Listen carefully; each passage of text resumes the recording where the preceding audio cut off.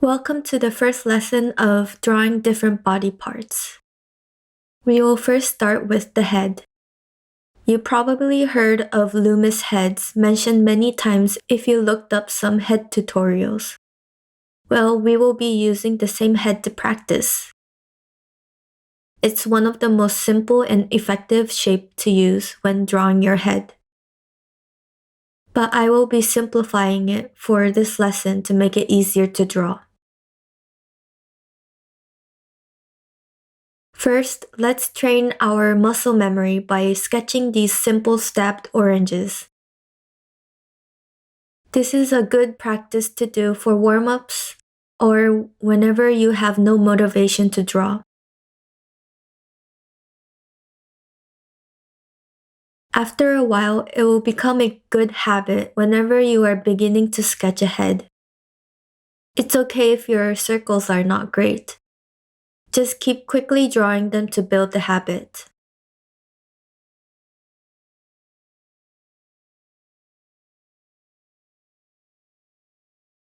Now let's draw the actual head. The base is the circle and draw a cross in the middle. The horizontal line is the eyebrow point and the vertical is the center of the face.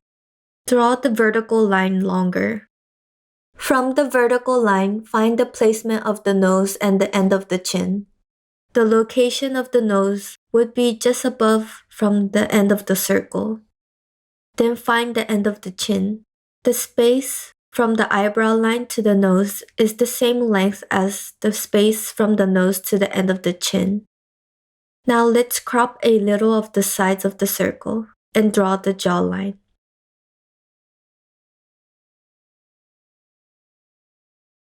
Next, the ears, making sure that the ears align with the eyebrow and nose.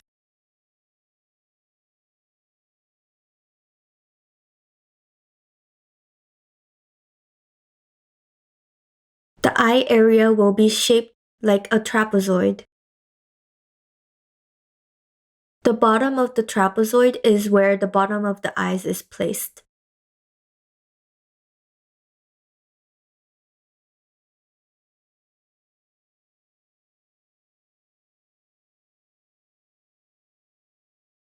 The mouth is placed in the middle between the nose and chin.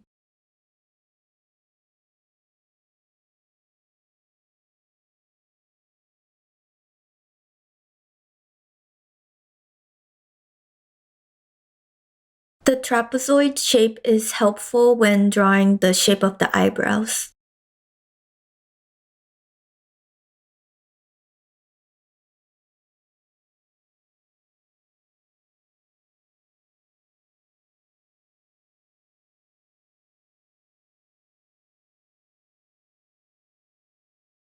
I will now show you a few more sped up sketches of the same head.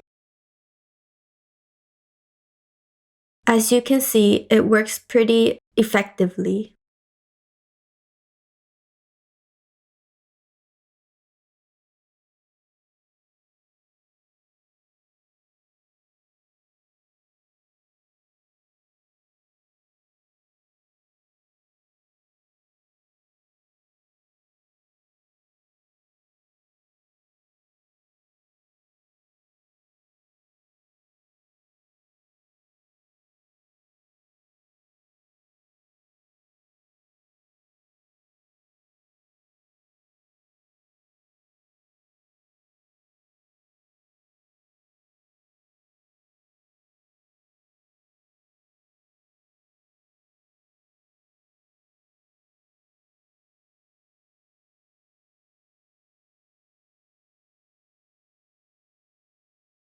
Using this method, you can do all kinds of different angles, whether that's looking at an angle, looking up, profile, etc.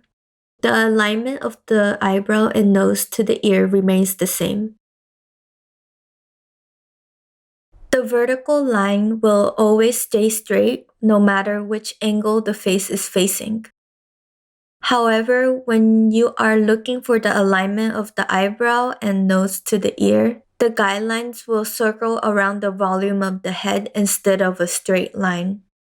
Avoid breaking the original shape.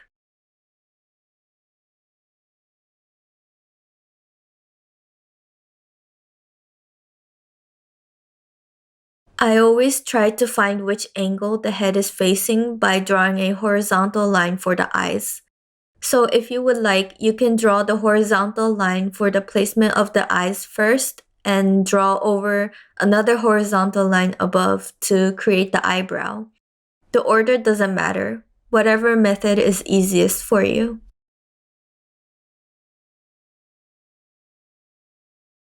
Because this is the base of the head, when drawing hair, make sure you draw like it has volume. When you use the base of the head as hair, the head will look small and unnatural.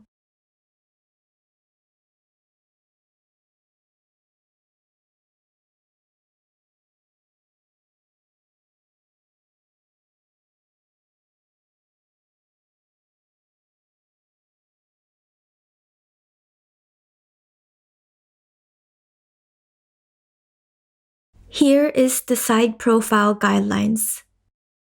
The vertical line for the center of the face is helpful to find the placement of each parts. Be careful not to draw the chin too low. One way to check is how big the circle is compared to the size of the face. Where the vertical line and the circle touches can be the start of the bridge of the nose. The nose, mouth, and chin will be in an angle. The whole head feels pushed out from the neck.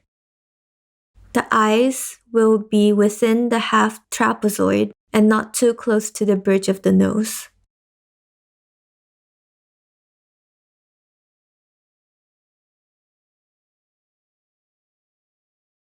A common mistake I see from beginner artists is that they don't give enough space behind the head when they draw a profile. Once you master drawing these, you can try exaggerating them and play with the spacing to create unique character designs.